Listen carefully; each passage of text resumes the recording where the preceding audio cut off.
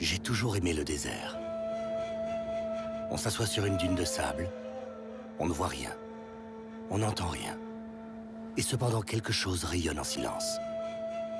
Ces mots d'Antoine de Saint-Exupéry reflètent parfaitement l'ambiance de ce lieu. Nous sommes dans le silence du désert de Kizilkoum, en Ouzbékistan, à 40 km du Turkménistan. Ce désert de Kizilkoum veut dire « sable rouge ». Il s'étend sur à peu près 300 000 km², couvrant une vaste partie du pays, entre les fleuves Sirdaria au nord, Amoudaria au sud et la mer d'Aral à l'ouest. Ce n'est pas seulement une étendue de sable, il est aussi couvert d'une végétation assez importante.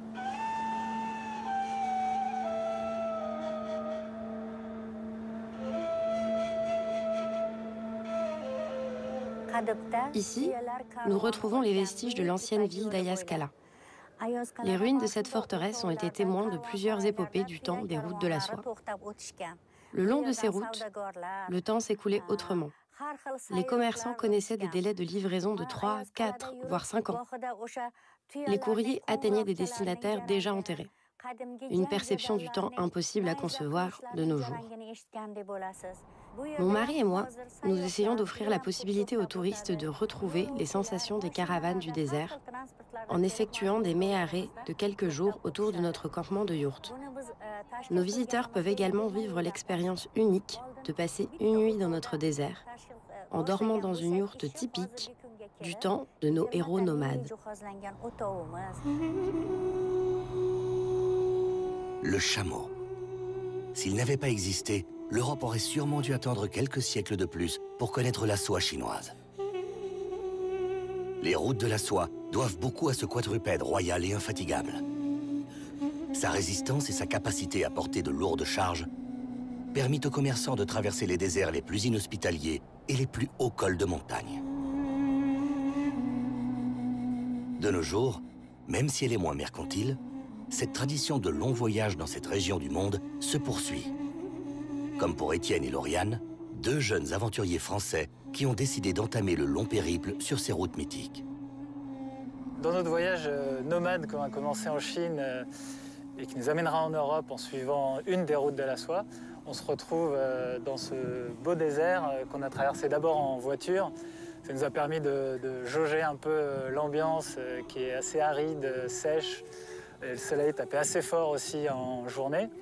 Et puis là, on se retrouve vraiment au cœur de ce désert, la citadelle d'Ayaskala, où on va essayer de passer une nuit à la Belle Étoile, et parmi les fantômes des rois morts de la citadelle. Et si on survit, demain on ira à Khiva, une belle ville qui nous réserve de belles surprises architecturales, je crois. De tels couchers de soleil dans le désert sont une expérience unique. L'hospitalité est la première qualité des habitants de ce pays. La seule manière d'offenser un Ouzbek est de refuser son hospitalité, notamment lorsqu'il vous invite dans sa yourte. Là, vous attendent alors différents plats traditionnels accompagnés de vodka en provenance de Tachkent et votre hôte qui vous raconte 1001 anecdotes de la vie dans le désert. Traversons la République du Karakalpakstan, la plus grande région d'Ouzbékistan, soit un tiers du pays, à destination de Khiva. Sur 103 km, le paysage est assez varié. Au début, le sable rouge du désert, et en se rapprochant du fleuve Amoudaria, plusieurs plantations de coton apparaissent. Ce n'est pas le fruit du hasard. L'Ouzbékistan était le plus grand producteur de coton de l'Union soviétique. Aujourd'hui, il produit encore les 3/4 du coton de l'Asie centrale et reste le 5e producteur mondial.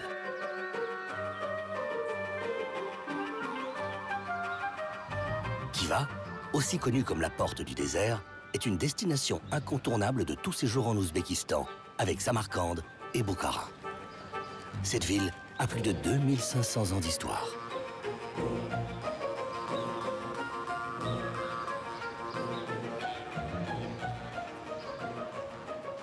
La ville Khiva se compose de deux parties. La partie intérieure, c'est Ishankala, et la partie extérieure, c'est Deshankala. La ville intérieure est cernée par un mur d'enceinte en pisé, plus de 2250 mètres de long et 8 mètres de haute, 6 mètres de son épaisseur. 6 mètres d'épaisseur, les remparts. Et les 4 portes de la ville sont orientées vers les 4 côtés du monde. Khiva était l'une des plus anciennes villes de la route de la soie. Durant la période prospère du Khorezm, c'était un des plus grands lieux de commerce international, un véritable carrefour de la route de la soie. Les marchands venaient des 4 coins du monde, d'Afar, de la région de la Volga, d'Inde ou encore d'Iran. Ils se retrouvaient ici pour faire du commerce et continuer leur route vers le Moyen-Orient ou le Turkestan de l'Est et la Chine. Depuis Khiva, il y avait des routes vers la Mongolie, vers Saksan, une ville marchande à l'embouchure de la région de la Volga, à travers les steppes polossiennes. Et les produits échangés se retrouvaient alors en Russie, voire même jusqu'en Europe.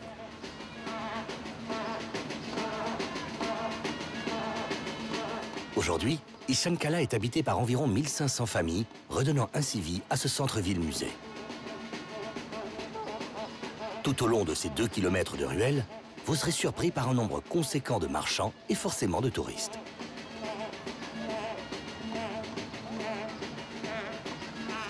Des activités inattendues peuvent avoir lieu, comme ce spectacle de cirque acrobatique, rappelant ainsi l'héritage soviétique de la ville de Khiva.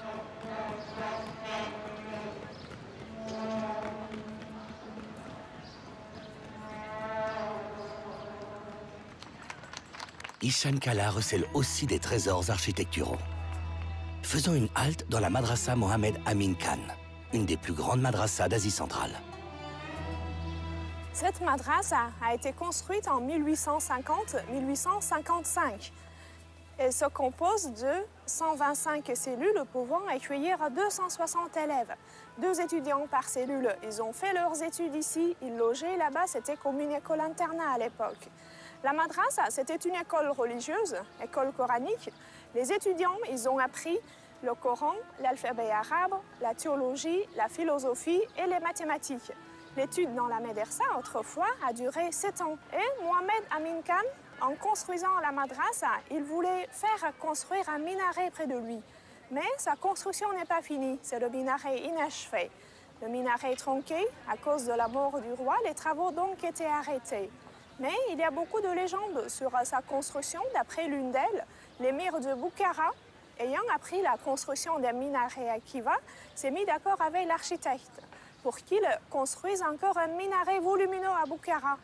Mais le khan de Khiva était furieux en écoutant cette nouvelle désobligeante. Il a ordonné de jeter du sommet du minaret l'architecte après terminer celui-ci. Ce minaret de 29 mètres est superbement décoré de majoliques vertes et bleues, une couleur si particulière de Khiva. Ce lieu est fermé aux touristes, cependant la madrasa est bien accessible. En fait, elle est devenue depuis 1979 un hôtel plein de charme pouvant accueillir une centaine de touristes.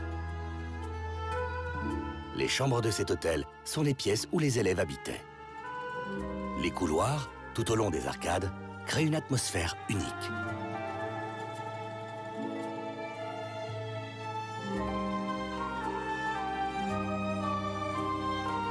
Un autre lieu de passage obligatoire à Khiva est le palais de Tosh-Ovli, le palais en pierre. Érigé en 1838 sous le règne du khan de Khiva, il a été construit en forme de labyrinthe et se compose de 165 pièces. On est dans le harem. La partie sud est occupée par 5 auvents. Le premier était destiné pour le khan et les 4 autres pour les 4 femmes officielles du roi. Juste en face, nous retrouvons des autres habitations où vivaient les proches, les serviteurs et les concubines.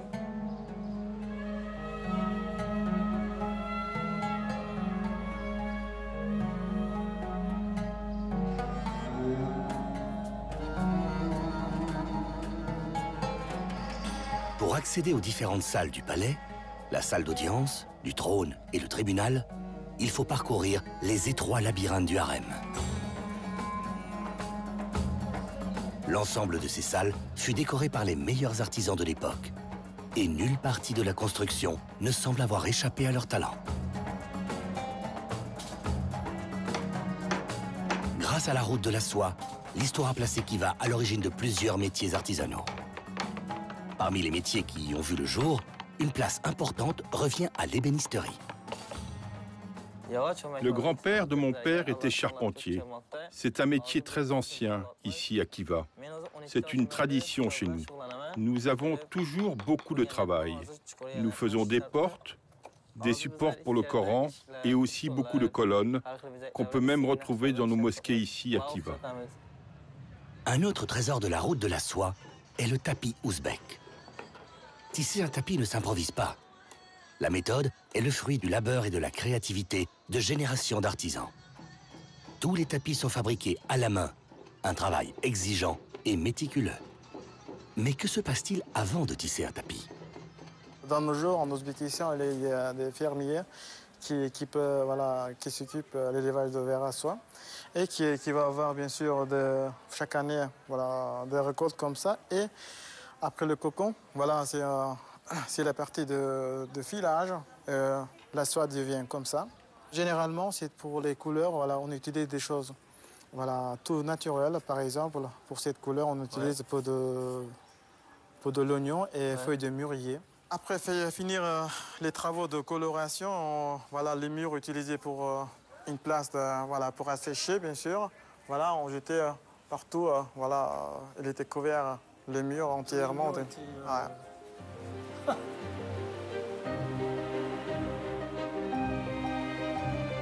À quelques kilomètres de Khiva, grâce à la rivière Amou Daria, on trouve plusieurs lacs artificiels.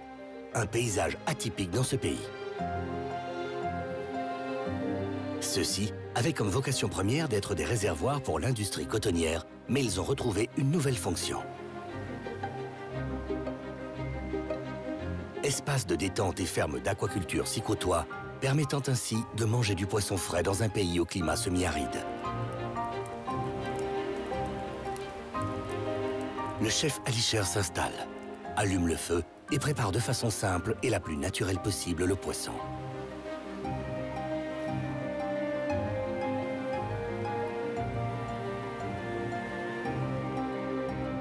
À peine servi, tout le monde passe à table. L'hospitalité ouzbèque n'est décidément pas un vain mot.